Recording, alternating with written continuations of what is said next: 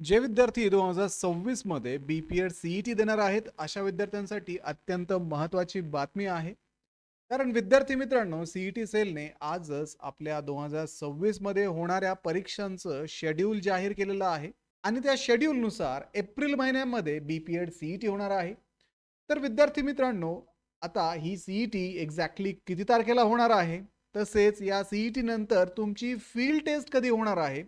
सोबतच विद्यार्थी मित्रांनो, या परीक्षेला क्रॅक करण्यासाठी तुम्ही आता काय करायला हवं, या सर्व गोष्टी आपण आजच्या व्हिडिओमध्ये डिस्कस करणार आहोत.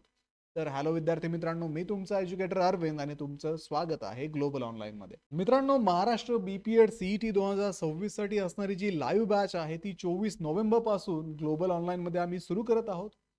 या बॅच मध्ये तुम्हाला डेली लाईव्ह क्लासेस दिले जातात. सोबतच विद्यार्थी मित्रांनो, जर तुम्हाला लाईव्ह क्लासेस अटेंड करणं पॉसिबल नसेल तर रेकॉर्डेड व्हिडिओ सुद्धा इथे अवेलेबल असतात.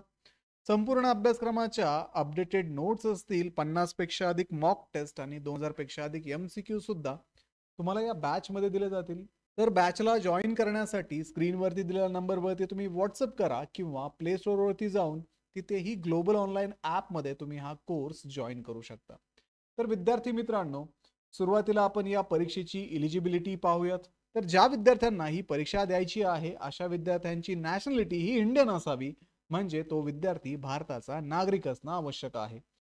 त्यानंतर त्या विद्यार्थ्याकडे बॅचलर्स डिग्री असावी, ज्याच्यामध्ये ॲटलिस्ट त्याला 50% मार्क्स ओपन कॅटेगरीमध्ये असावेत किंवा 45% मार्क्स हे रिझर्व्ह कॅटेगरीमध्ये असावेत. या परीक्षेसाठी कुठल्याही प्रकारचं अप्पर एज लिमिट नाहीये, पण CET सेलने जे फिजिकल फिटनेसचे स्टँडर्ड दिलेले आहेत, त्या स्टँडर्डनुसार तो विद्यार्थी फिजिकली फिट असावा.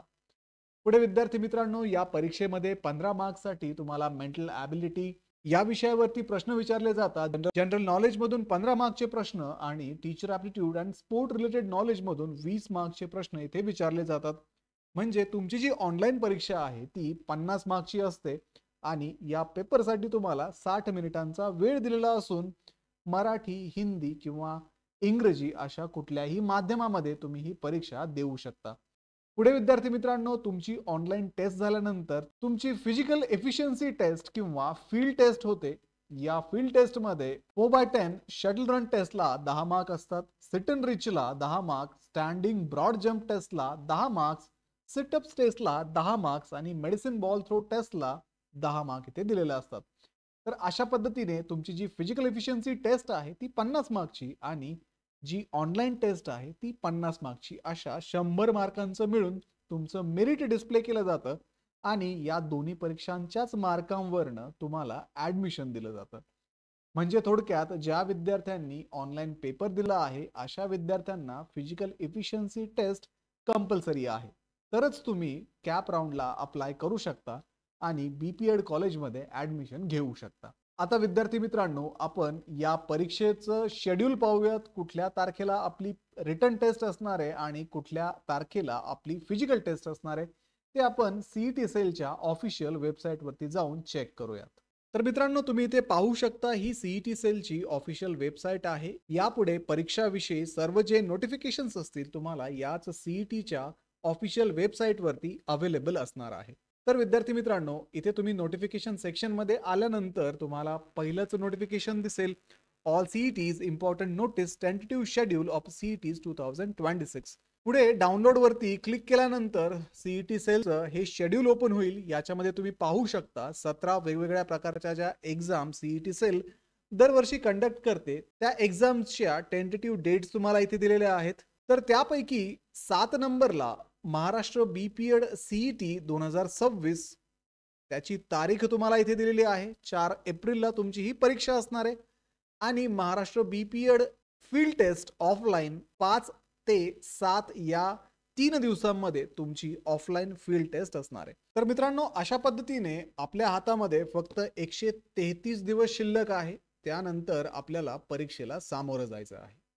तर या परीक्षेचे जे रजिस्ट्रेशन्स आहेत ते तुम्ही जानेवारी महिन्यामध्ये एक्सपेक्ट करू शकता. जानेवारीच्या पहिल्या वीक पर्यंत तुम्हाला या परीक्षेचं नोटिफिकेशन मिळेल आणि तुमचे रजिस्ट्रेशन्स हे पूर्ण जानेवारी महिना चालणार आहेत.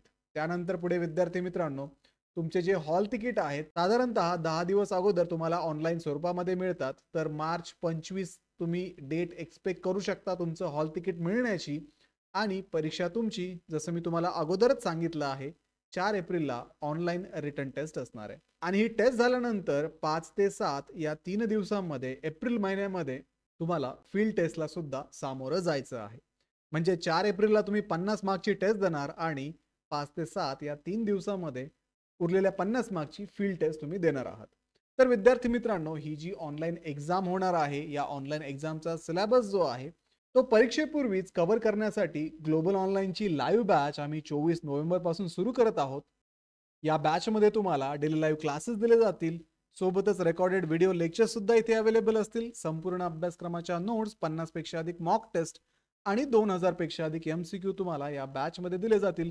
जेणेकरून तुम्हाला 50 पैकी 40 पेक्षा जास्त मार्क्स मिळावेत आणि महाराष्ट्रातल्या टॉपच्या कॉलेजमध्ये तुमचं ऍडमिशन कन्फर्म होण्यासाठी नक्कीच तुम्हाला इथे गाईड सुद्धा केलं जाणार आहे. तर विद्यार्थी मित्रांनो, फक्त 133 दिवस आपल्या हातामध्ये शिल्लक आहेत. आत्तापासूनच प्रिपरेशनला सुरुवात करा. वेगवेगळे विषय तुम्हाला अभ्यासायचे आहेत. व्यवस्थित प्लॅनिंग करा आणि या एक्झामला सामोरं जा. तर व्हिडिओला लाईक करा, तुमच्या मित्रांना हा व्हिडिओ शेअर करा, ग्लोबल ऑनलाईनला सबस्क्राईब करा. भेटूया पुढच्या व्हिडिओमध्ये. तोपर्यंत एक्झामचं प्रिपरेशन सुरू ठेवा. थँक्यू.